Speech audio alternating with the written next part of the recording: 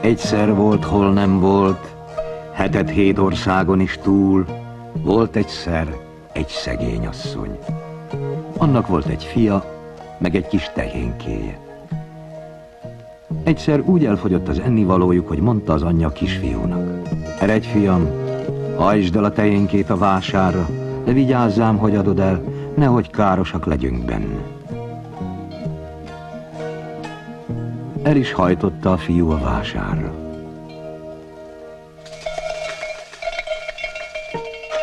Mindjárt akadt is vevője, meg is csinálta a vásárt a fiú, elcserélte a tehenet egy szempaszújjal.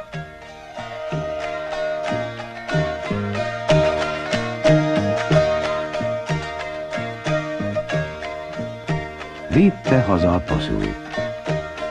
Mutatja az anyjának, mit kapott. Az anyja sírt keservesen, hogy a tehénkét ennyiért adta oda, de a kisfiú vigasztalta: ne busuljon, édesanyám, azt mondta az öreg ember, aki megvette a tehenet, hogy még az este ültessem el, s meglátom, mi lesz belőle. Elültette a kisfiú az ablak alá a kiskertbe a paszújt, de még vacsorázni sem tudott, úgy várta, mi lesz vele.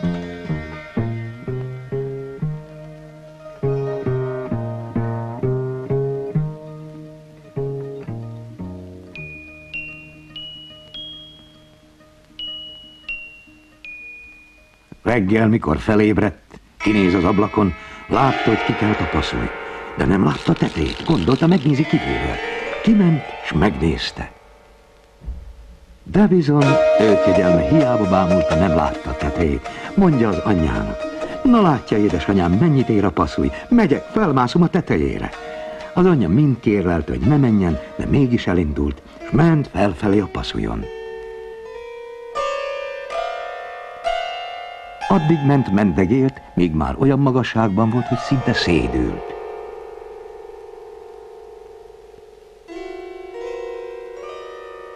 Akkor egyszer csak elérte az égboltot. Ott volt egy nyílás. Bekukucskál a fiú, s hát látja, hogy nem is messze van egy ház. Gondolja magában: itt szállást kérek, s reggel megyek haza. Hát ahogy benyit, ott talál egy asszonyt. Felkérdi az asszony: hol jársz itt, te kisfiú, mikor az én uram, a háromfejű sárkány, ha meglát téged, rögtön megesz? Jaj, könyörgött a kisfiú, hogy bújtass el, mert ő úgy fél a sárkánytól. Felkérdi az asszony: éhes vagy, te kisfiú? Jaj, bizony éhes én. Az asszony adott vacsorát neki. A kisfiú megköszönte szépen a szívességét. Na már most gyere, rögtön bújjál el, mert jön haza az uram. Az asszony behozta a dagasztóteknőt, s aláborítja a kisfiút, s beteszi az ágy alá. Álmos volt a kisfiú, de úgy meg volt ijedve, hogy nem mert elaludni. Hát amikor üti az óra 12-t, támad nagy dörömbölés, zúgás. Jön haza a sárkány, hoz egy fekete tyúkot a hón alatt, leteszi az asztalra, s mondja: tolj egyet! Hát rögtön tojt a tyúk egy aranytojást. A sárkány megint rákiáltott: tolj még egyet! Ameddig mondta a sárkány, addig mindig tojt a tyúk. De a sárkány nagyon éhes volt.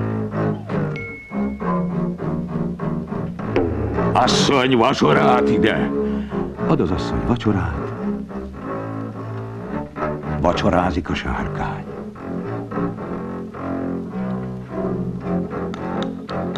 Mikor megvacsorázott, azt mondja a feleségének, hogy adja oda a muzsikáját.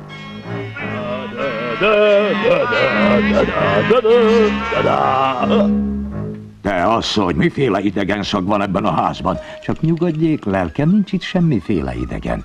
Dehogy nincs, add elő, mert szűjjel téplek. Az asszony addig csitította, amíg belenyugodott. Amint ott muzsikál, egyszer csak elérte az álom. Gondolta magában az asszony, jó lesz neki is lefeküdni, mert mindjárt megvirrad. A kisfiú, amikor észrevette, hogy mind a ketten elaludtak, kibújt a teknő alól, hóna alá fogta a fekete tyúkot, a másik kezében muzsikás, gyerünk, szaladt vele ki a házból. Mikor jött volna B a lyukon, gondolja, visszanéz. Hát a sárkány egészen a nyomában volt már, a kisfiú gyorsan leeresztette magát a szálpasszújon, a szekerce éppen kün volt a karfán. Hamar kivágta a szálpasszúit vele, a sárkány lebucskázott, kezelába kitörött, és a kisfiú agyonütötte. Többet nem kell, féljen tőle senki. Akkor bement az anyjához, aki nagyon búsult miatta, hogy hova lett. Ne búsulj, anyám, lesz ezután mit tegyünk? Jaj, honnan lenne, fiacskám? A kisfiú felállította a tyúkot az asztalra, megsimogatta, és mondta neki, tolj egyet. Hát a kis tyúk rögtön tojt egy aranytojást. Addig tojatták, amíg meggazdagodtak.